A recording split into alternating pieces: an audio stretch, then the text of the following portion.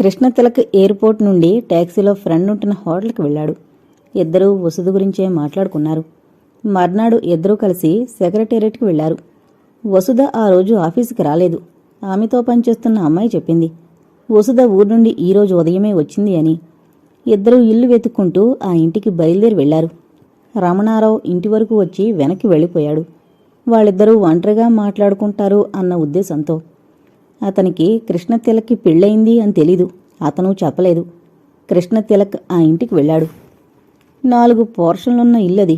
పక్కవాళ్ళని అడిగితే ఆ ఇల్లే అని చెప్పారు. ఇంటి తలుపు కొడుతుంటే అతని చెయ్యి కొద్దిగా వణికింది.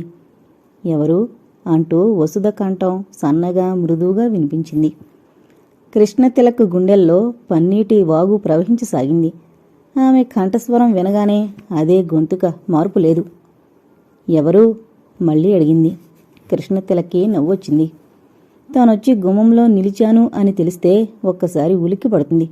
తర్వాత పొంగొచ్చే సంతోషాన్ని ఆపుకోలేక కృష్ణ అంటూ పరుగు పరుగునొచ్చి తన గుండెల మీద వాలిపోతుంది అని ఊహిస్తున్నాడు. తలుపు తెరుచుకుంది.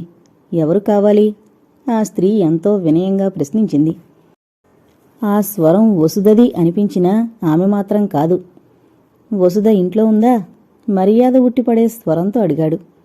వసుధ పేరు అతని నోటి నుండి వినగానే ఆ స్త్రీ ఒక్కసారిగా ఉలిక్కిపడ్డట్టయి అతన్ని తేరిపారా చూసింది పరీక్షగా. కృష్ణతిలక్ చూపులు ఆమెను దాటుకుని వెళ్లి వసుధ కోసం వెతుకుతున్నాయి. లోపలికి రండి అంటూ సవినయంగా ఆహ్వానించి కుర్చీ చూపించింది కూర్చోమంటూ. అతను కూర్చున్నాడు. ఎందుకో ఆమె కళ్లల్లో నీళ్లు సుడులు తిరిగి ఆ కళ్లల్లో నిలవలేక జలపాతాల్లా బయటకు దూకసాగాయి.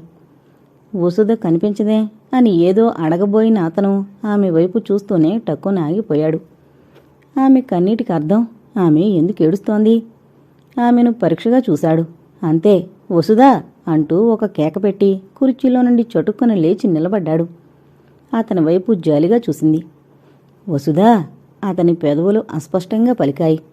అతను ఆపాదమస్తకం కంపించిపోయాడు. కాళ్ల కింద భూమి దిగజారిపోయినట్లయింది. ఆకాశం విరిగి మీద పడినట్లు అలా ఉండిపోయాడు. వసుధా అతని కంఠస్వరం బరువుగా భారంగా పలికింది. వసుధ చటుక్కున అటు తిరిగి చేతుల్లో ముఖం దాచుకుని కుమిలి కుమిలి ఏడవసాగింది. 7 సంవత్సరాల తర్వాత తిరిగి ఇలా కలుసుకున్నారు. బీఎస్సీ పరీక్షలయ్యాక వసుధ వాళ్ల ఊరు వెళ్ళిపోయింది. బంగారు బొమ్మలా ఉన్న వసుధ అందానికి కాలేజీలో చదివే అబ్బాయిలందరూ పిచ్చి ప్రేమలో పడిపోయేవారు. కృష్ణతిలక్ ఆ రోజుల్లో ఆమె వైపు పొరపాటుగానైనా చూసేవాడు కాదు. ఒకసారి సినిమా హాల్లో పక్కపక్కనే కూర్చోవడం జరిగింది. వసుధ తన పక్కన ఫ్రెండే కూర్చుంది అనుకుని సినిమాలో హాస్యానికి నవ్వాపుకోలేక కృష్ణతిలక్ భుజం మీద గట్టిగా చెరిచింది.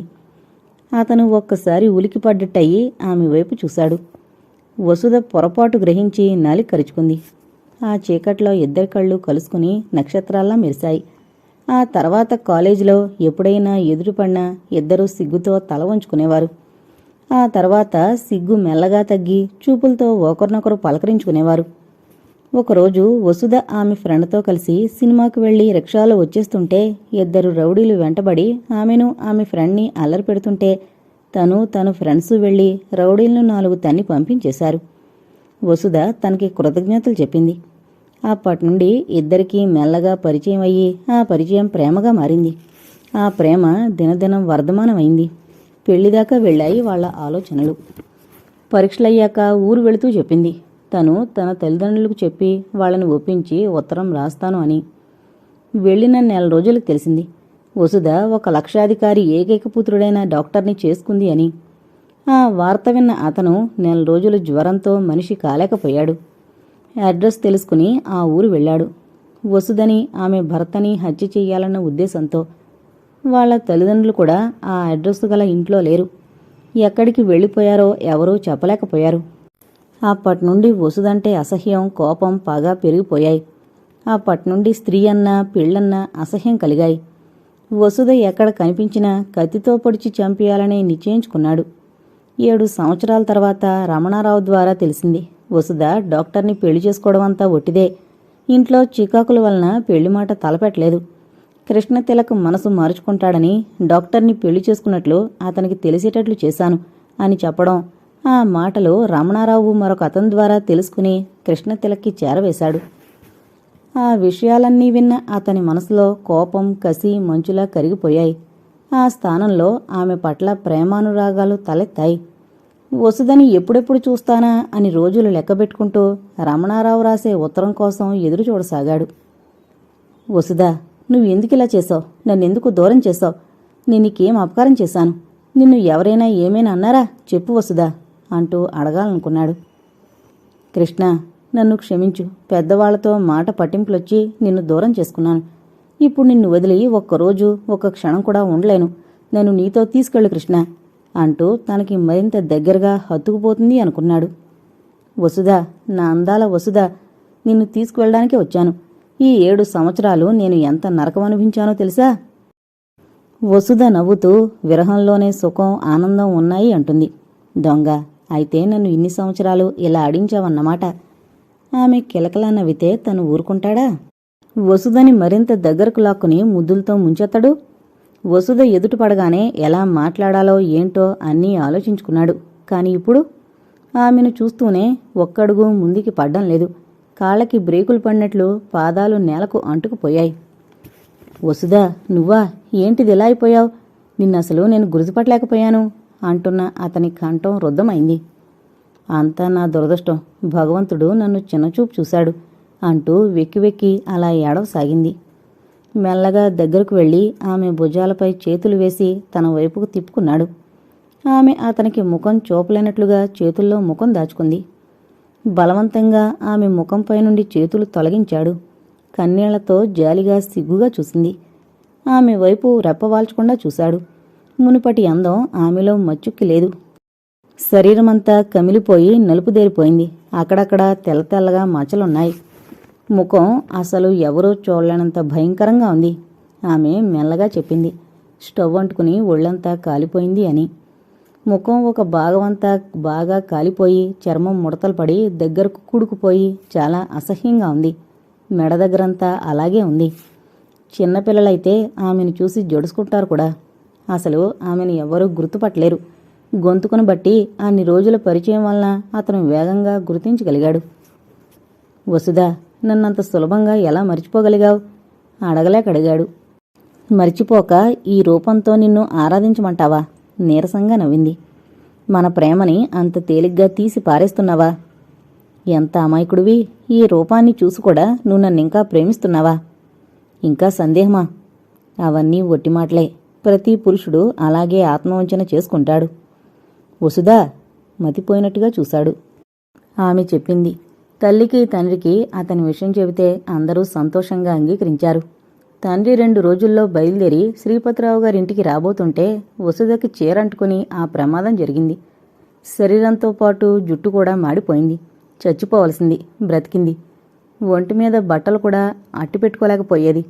ఒళ్లంతా కాలిపోయి పుళ్ళైపోయాయి. మందులు వేసి దుప్పటి కప్పి పడుకోబెట్టేవారు. మంచం మీద 3 నెలలు నరకయాతన పడింది, చావు బ్రతుకుల మధ్య ఊగిసలాడుతూ. ఈ ప్రమాదం జరిగిన నెల రోజుల్లో ఒక ఫ్రెండ్ చూడ్డానికొచ్చింది. ఆ ఫ్రెండ్ను బ్రతిమాలి ఎవరి ద్వారానో కృష్ణతిలక్కి తనకి డాక్టర్తో వివాహం అయిపోయినట్లు తెలియజేయమని ఆమె దగ్గర మాట తీసుకుంది. ఆమె సరే అంది. అలాగే చేసింది. అంతా వివరంగా చెప్పి నవ్వింది. ఆ నవ్వులో జీవం లేదు. కళ్లల్లో నిరాశ, నిస్పృహ గూడు కట్టుకున్నాయి.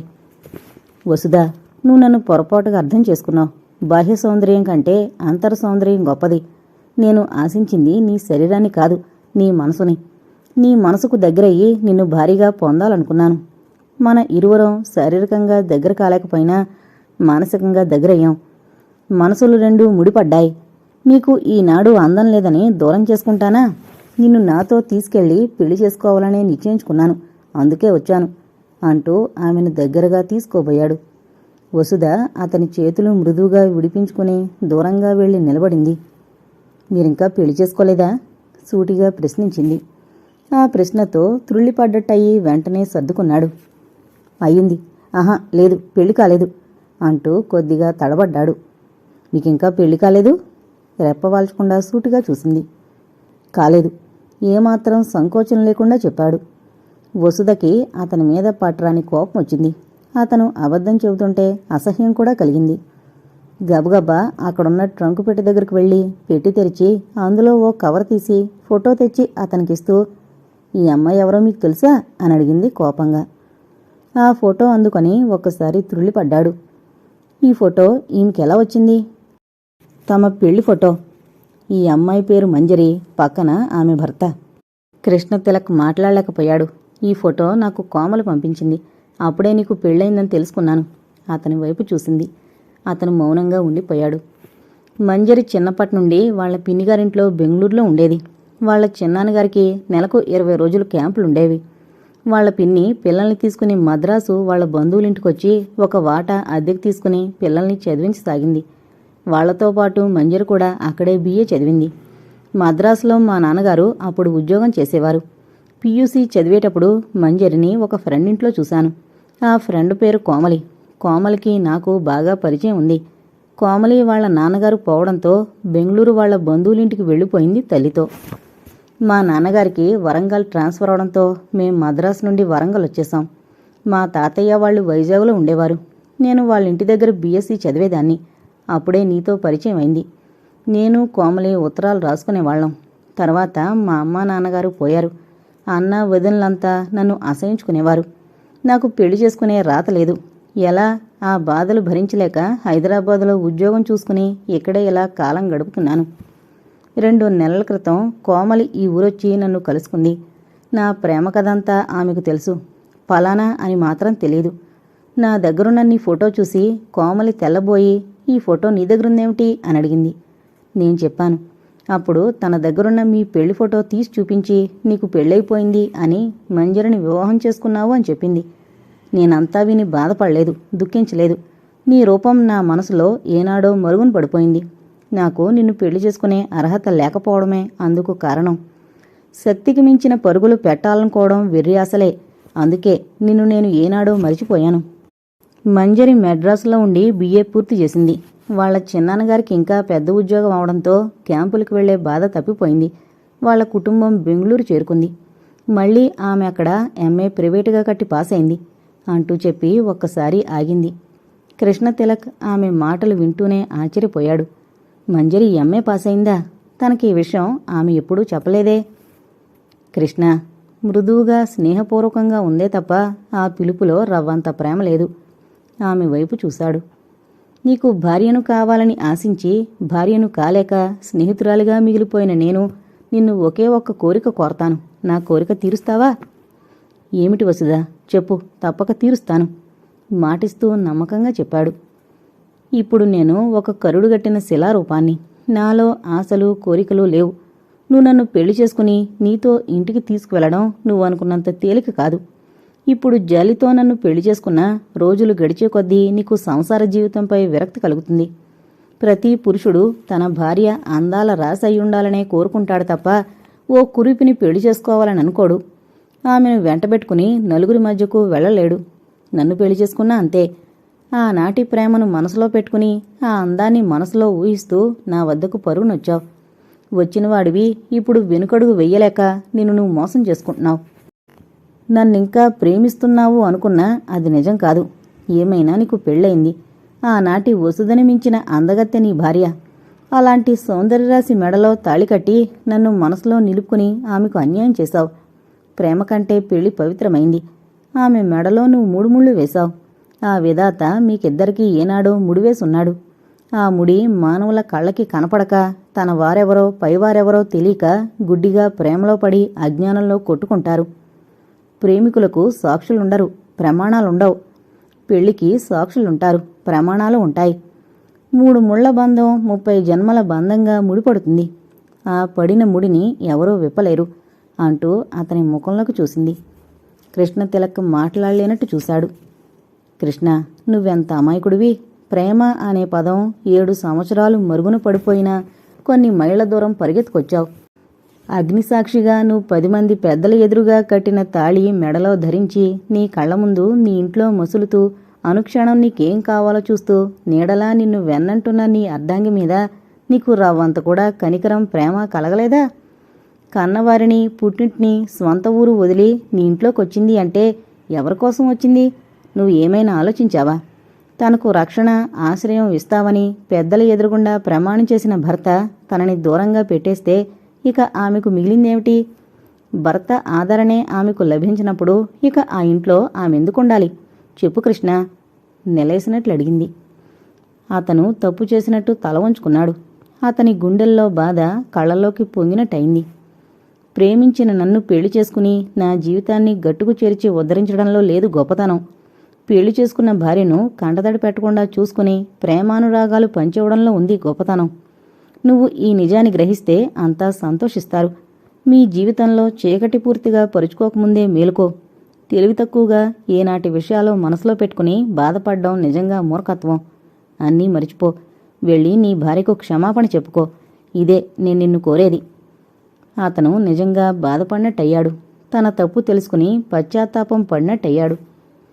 ఈ సంగతులన్నీ నాకెలా తెలుసు అని ఆశ్చర్యపోతావేమో. మంజరి బాధపడుతూ కోమలికొకసారి ఉత్తరం రాసిందట. కోమలి ఇవన్నీ నాకు చెప్పింది.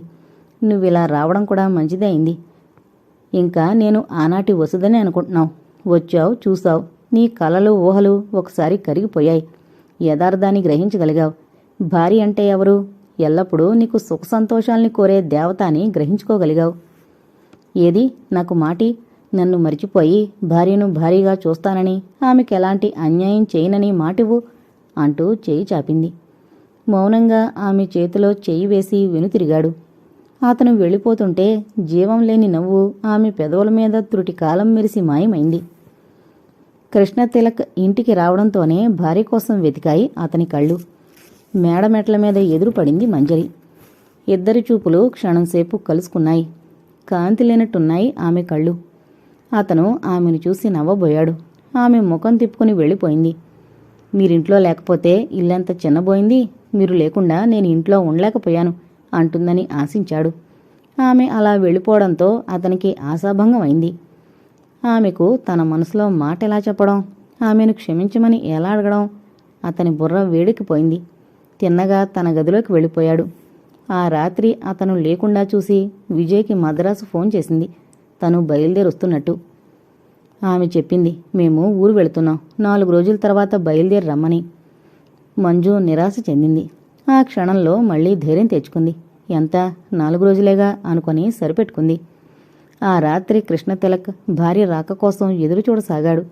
ఎంతసేపు చూసినా ఆమె ఆ గదిలోకొచ్చే జాడ కనిపించలేదు. ఎప్పుడూ ఈ గదిలో పడుకునే మంజు ఈరోజు తన గదిలో పడుకుంది. ఎందుకు? వెళ్లి పిలుచుకొద్దామని లేవబోయి ఆ ప్రయత్నం నుంచి విరమించుకుని పడుకున్నాడు. ఆమెకు తన మనసులో మాట ఎలా చెప్పడం? ఆమెను పిలుచుకు రావాలి అంటే తనకే ఏదో సిగ్గుగా ఉంది. ఇన్ని రోజులు లేని ప్రేమ ఇప్పుడు హఠాత్తుగా ఎలా పుట్టుకొచ్చింది అని అడగదు? గాఢంగా నిట్టూర్చాడు. మర్నాడు ఆమెను ఏదో విధంగా మాటల్లో పెడదామని చూశాడు. మంజు, ఈరోజు మనం సినిమాకు వెళదామా? అడిగాడు. అతని మనసులో సంతోషం పొంగిపోతూ ఉంది. భర్త వైపు విచిత్రంగా చూసింది. తను తీసుకెళ్లమంటే గాని తీసుకెళ్లని అతను తనంత తాను అడగడం వింతగా ఉంది. అతనికి సమాధానం ఇవ్వకుండా మౌనంగా అక్కడి నుంచి వెళ్ళిపోయింది. అతను ఆ రోజు ఆఫీసుకు వెళ్లలేదు. ఇంట్లోనే ఉన్నాడు. మధ్యాహ్నం భోజనాల దగ్గర ఆమెతో హుషారుగా కబుర్లు చెప్పసాగాడు. ఆమె మౌనంగా వింటూ కూర్చుందే గాని ఒక్క మాట కూడా మాట్లాడలేదు. అతనికి మాట్లాడి మాట్లాడి విసిగేసింది. ఏంటి ఈవిడగారు ఇలా తయారైంది? తనని ఉడికించి ఆడించేది అస్తమానం. ఇప్పుడేమైంది? వాళ్ళ నాన్న దగ్గర నుండి ఉత్తరం వచ్చిందా? ఆయన కులాసాగా ఉన్నారా? ఆ మాటే పైకడిగాడు. కులాసాగా ఉన్నట్లు తల ఊపింది. భోజనం ముగించి సింకు దగ్గరకు వెళ్లి చేయి కడుక్కుని అక్కడున్న టవల్తో చెయ్యి తుడుచుకోకుండా ఆమె చీరకొంగుకి చెయ్యి తుడుచుకున్నాడు నవ్వుతూ. ఆమె ముఖం గంభీరంగా మారిపోయింది. ఈ మగ మహారాజుల మనసులు ఎంత విచిత్రమైనవి అనుకుంటూ. నువ్వు భోంచేసి త్వరగా నా గదిలోకి రా, నీకో మంచి మాట చెబుతా అంటున్న అతని కళ్ళు కొంటిగా మెరిశాయి. మంజు ముఖం తిప్పుకుంది. అతను నవ్వుకుంటూ వెళ్ళిపోయాడు. ఆమెకు భోజనం చెయ్యాలనిపించలేదు. మంచినీళ్లు తాగి తన గదిలోకి వెళ్లి పడుకుంది. కృష్ణతిలక్ మధ్యాహ్నం నిద్రపోకుండా ఆమె రాక కోసం ఎదురు చూసి చూసి విసిగిపోయి పడుకున్నాడు. ఆ రాత్రి కూడా ఆమె తన గదిలోకి రాకపోవడంతో అతని మనసంతా చికాకుతో నిండిపోయింది. ఎలా ఆమెను క్షమార్పణలు కోరడం? ఆమె తనని ఎలా అర్థం చేసుకుంటుంది? ఈ ప్రశ్నలు అతని బుర్రలో దూరి దొలవసాగాయి. ఎవరైనా వచ్చి ఆమెకు పరిస్థితి అంతా చెప్పి ఆమెకు నచ్చజెబితే ఎంత బాగుండు. ఇప్పుడు ఎవరొస్తారు? చేతులారా చేసుకున్నాను, అనుభవించక తప్పదు. ఒకప్పుడు ఆమె ఎంతో ప్రాధేయపడి కూడా తిరిగింది. తన మనసు మార్చాలని ప్రయత్నించింది. తను చాలా మొండిగా ప్రవర్తించాడు. ఫలితం ఇప్పుడు అనుభవిస్తున్నాడు. గాఢంగా నిట్టూర్చాడు. మంజరి తన గదిలో ఆలోచిస్తోంది. అతనికి చెప్పడం ఎలా? అత్తగారు మామగారు ఊరు నుండి రాకుండానే తను వెళ్ళిపోవాలి. వాళ్ళొస్తే తనని వెళ్ళనిస్తారా? తనకి ఈ విషయం ఎలా చెప్పడం? ఆమె కళ్ళల్లో నీళ్లు తిరిగాయి. పెళ్ళయి పూర్తిగా 6 నెలలు కాలేదు. తన జీవితం ఇలా అయిపోయింది. ఈయన ఆ వసుదని ఏ గుళ్ళోనో పెళ్లి చేసుకుని ఉంటారు. అందుకే ఆయన కళ్ళల్లో సంతోషం దాచుకోవాలన్నా దాగడం లేదు. తనతో మంచి మాటలు ఆడి ఇంట్లోంచి వెళ్ళిపోమని బ్రతిమలాడతారు. వసుదని ఇంటికి తీసుకురావడానికి ఆలోచిస్తున్నారు. ఆయన తనని అలా అడగకుండానే తను ఈ ఇంట్లోంచి తప్పుకోవాలి అని మనసులో నిశ్చయించుకుంది. 1-2 రోజుల్లో ఈ ఇంటికి తనకి సంబంధం తెగిపోతుంది. మంజు గాఢంగా నిట్టూర్చింది. కృష్ణతిలక్ మనసులో బాధ భగవంతుడు అర్థం చేసుకుని వాళ్ళిద్దరినీ ఒకటిగా కలపడానికి అన్నట్లు ఆ రోజు మహేందర్ వెంట కోమలి ఇద్దరూ వచ్చారు. కృష్ణతిలక్ వాళ్ళిద్దరి వైపు ఆశ్చర్యంగా చూశాడు. తమ్ముడు వచ్చినందుకు అతను ఆశ్చర్యపడలేదు. పక్కన ఆ అమ్మాయి ఎవరా? తమ్ముడంత ధైర్యంగా వెంటబెట్టుకొచ్చాడు అని ఆశ్చర్యపడ్డాడు. అన్నయ్య, మేమిద్దరం పెళ్లి చేసుకున్నాం, మమ్మల్ని ఇద్దరినీ ఆశీర్వదించు అంటూ మహేంద్ర భార్యతో సహా అన్నగారికి పాదాభివందనం చేశాడు. అతను ఆశ్చర్యం నుండి తేరుకొని నవ్వుతూ భార్యను పిలిచాడు. భర్త పిలుస్తుంటే ఎందుకా అన్నట్టు యువతలకొచ్చింది. వస్తూనే మహేందర్ని కోమల్ని చూసి ఆశ్చర్యంతో సంతోషంతో ఉక్కిరిబిక్కిరవుతూ మహేందర్, కోమలి అంది. వదినా, మమ్మల్ని ఆశీర్వదించు, మీ స్నేహితురాలు నేను పెళ్లి చేసుకున్నాం అంటూ ఆమెకు భార్యతో సహా పాదాభివందనం చేశాడు. ఆ రోజు మంజరి కోపం మరిచిపోయి అందరితో సరదాగా మాట్లాడి సంతోషంగా తిరిగింది. కృష్ణతిలక్, మహేందర్ ఇద్దరూ కారులో అలా తిరిగి రావడానికి బయలుదేరారు. ఇద్దరూ ఒక హోటల్కి వెళ్లి కూర్చున్నారు. కాఫీ టిఫిన్ తీసుకుంటూ, అన్నయ్య, నీతో నేను కొన్ని విషయాలు చెప్పాలి అని అన్నగారి ముఖంలోకి చూశాడు. ఏంట్రా అంటూ నవ్వుతూ చూశాడు. నేను మీ విషయంలో జోక్యం కలగజేసుకుంటున్నానని నువ్వు మరోలా అనుకోవద్దు. వదిన మనసు చాలా మంచిదన్నయ్యా. ఆమె మనసు నువ్వెప్పుడూ కష్టపెట్టకు.